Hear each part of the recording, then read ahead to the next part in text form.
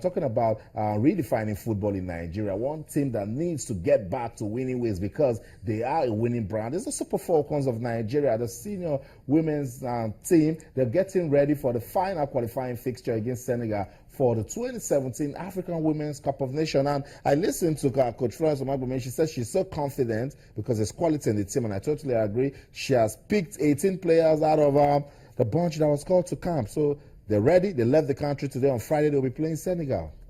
If it gets to a point that we can't beat teams like Senegal, then I should be. You could almost go to sleep. Back in the day. No. If it's not Equatorial Guinea, if it's not Ghana, if it's not South Africa, you should go to sleep. Nowadays, maybe Zimbabwe, trying to raise up their head. Cameroon. Well, yeah, I should have put Cameroon in the mix. But we're still the giant of Africa when it comes to female football. Globally, maybe not, but in Africa, we are. Okay, so some of the players are picked by Coach Florence Omagbemi for that game against Senegal. You know White, the goalkeeper, Rivers Angel, she is part of the team. Sandra Chichi, also by Elsa Queen.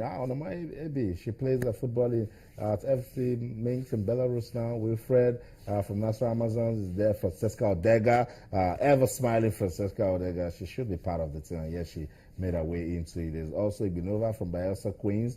And Asisa Toshola also joined the team. There's also Josephine Chukwunoye. You know her. She also plays football in Sweden. Blessing Edo from Pelican Stars. Osinachi Oale. Rivers Angel. Oale left the country at some point, but had to come back now. She plays for back to Rivers Angels. Rita Chukwelu plays football in Sweden. So a good mix of the home base and the foreign based professionals. Chioma is also Ebere Oji. You know Ebere Oji.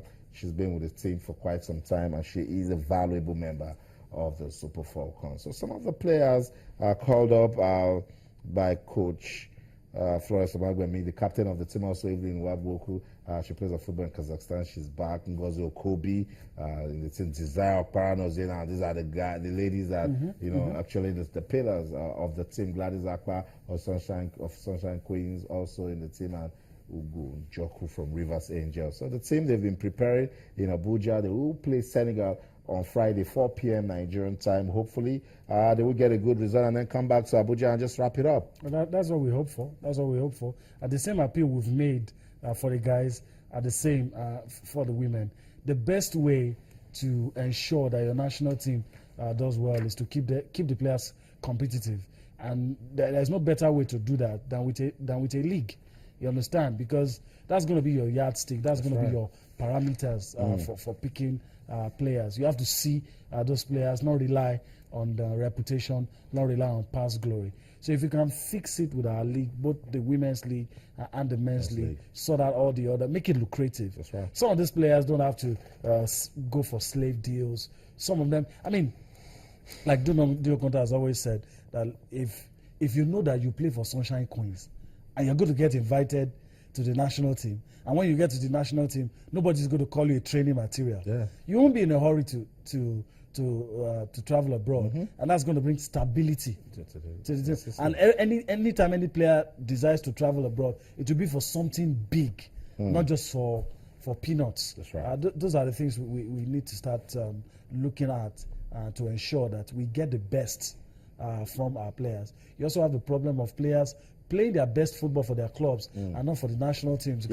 because of all of these factors. And that's why we say it's important that the NFF looks back into the structure. Let's give women's football some good attention. Let's make the league admirable. The good thing is the men's league is looking good at the moment. The Nigeria Professional Football League this season, we've seen quality football. We've seen breathtaking goals. Officiating has been top-notch. Also, there are some bad times, but the good ones actually got us talking some more. And the ugly ones that we don't like talking about. On top of the table, Enugu Rangers, they've shown us some, I don't know how to describe the quality we've seen from Enugu Rangers, but that explains why they're on top of the table. Talking about the Nigeria Professional Football League, we're getting ready for March Day 10. March Day 10 will get us talking because MFM, they are so ready for Enugu Rangers. MFM, they are sixth on the table, and they know that if they beat Enugu Rangers tomorrow, it will show them back to the top of the table. But let's just run through some of the fixtures from March the 10th. Shooting Stars of Ibadan will take on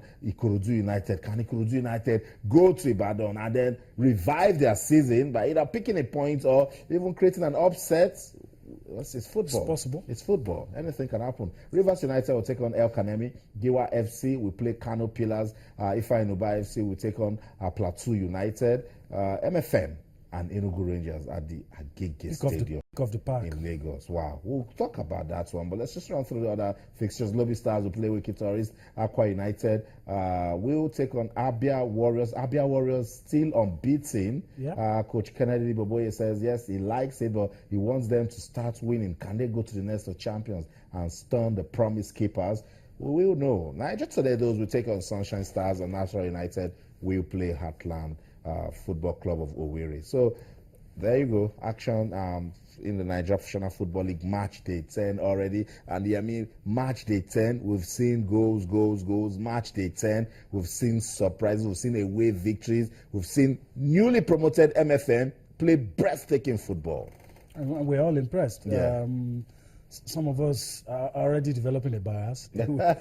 we try to hide it. I know. But it's showing. Now we have supported. Yeah. Well done. And I mean, for all the good reasons, they've reignited us. Yeah. We've returned to our love for football right here in Lagos. I mean, it's brought a lot of things with it. I'm hoping that MFM will just continue.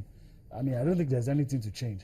Just continue the way they've started. They've been electric. The way they started this campaign has been good. Some skeptics have said most of those teams that gain promotion will go back because they'll find that life is different in the top flight than here. But they've settled in. They've settled in.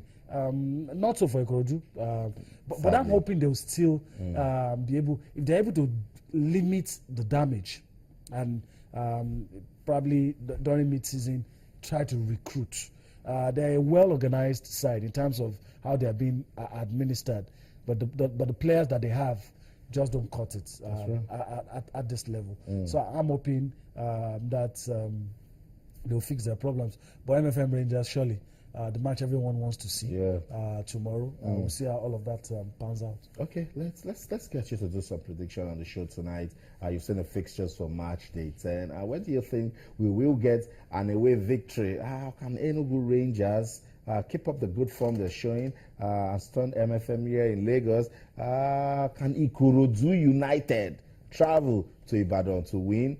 Just talk to us. Tell us, where can we likely see an upset tomorrow in the Nigeria Professional Football League? On Twitter, it's channels_sports, and on Facebook, we're channels-sports. Okay, let's go on a break now. Let you see some highlights from the Nigeria Professional Football League this season. And then when we come back, we'll give you updates from the UEFA Champions League. We'll talk about the NBA and, of course, play some golf. Sports tonight on Channels TV. We'll be right back. Stay.